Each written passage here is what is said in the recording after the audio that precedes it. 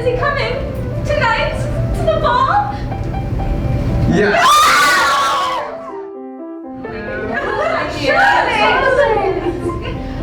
I just heard that Mr. Bingley's friend is Mr. Fitzwilliam Darcy. Oh. He has 10,000. 10,000? Yeah. She is tolerable, but not handsome enough to tempt me. You had best It's my Mrs. Bennet that we receive Collins with kindness and respect when he does arrive. The Honorable Lady Catherine de Bourgh suggests that I take a wife. Oh, it is from Miss Caroline Bingley. My dear friend, please be compassionate and dine today with me while my brother, Mr. Darcy, away visit the officers. Jane, it seems you are obliged to go on horseback. Jane begged to go by carriage, begged, and I know she must be very unwell, for she would have come home. I had to see Jane. Miss Eliza Bennet despises cards. She's a great reader and has no other pleasure. Well, sir, it would appear that you, Mr. Darcy, are not to be laughed at.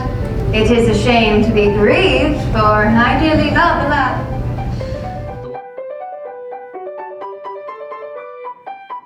Mope about it. The wretched manner, and there's so much joy to be had. You must dance. May I have the honor of this next dance with you? Do you allow yourself to be blinded by prejudice? I hope not. May I ask to what these questions tend? Merely to the illustration of your character. Please close my heart. You will do extremely well, child. You have delighted us long enough.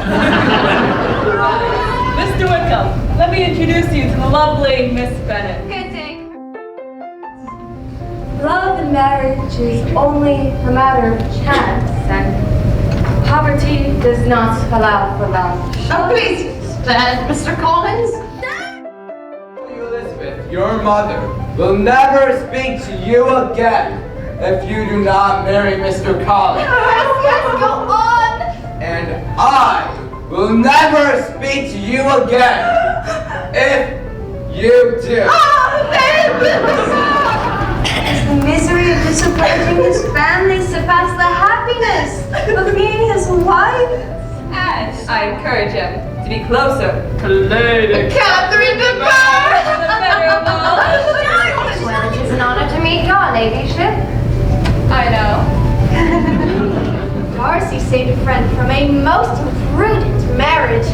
Without mentioning names or particulars, I suspected to be Bingley. I care not that the world may see this union as beneath me. Miss Bennet, may I say, Elizabeth, despite all, I do love you, and I anxiously await your acceptance. You all My pride, Mr. Darcy, I had not known you a month before I had decided that you are the last man in the world that I could ever be prevailed upon to marry. Would you do me the honor of reading that letter? Yes. Wickham's chief object was unquestionably my sister's fortune of £30,000. Yet I cannot help supposing that the hope of revenging himself on me was a strong enticement. How could I have been so blind? And it remained. Happy to have the opportunity to bid you farewell. Yes, farewell. Lydia, going to Brighton. Lizzie, going to Derbyshire. And Mary. Mary? Me? Mary. Mary took the last muffin at breakfast! In this place, I might have been the mistress. Oh, it is impossible that he could still love me. Miss Bennet. Oh, Mr. Darcy, you are here. Oh, Miss Bennet, may I introduce my younger sister, Miss Georgiana Darcy? I am delighted to meet you, for my brother praises you with great fervor. Oh, thank you. It has been so long. Informs that Lydia was gone off with one of his officers.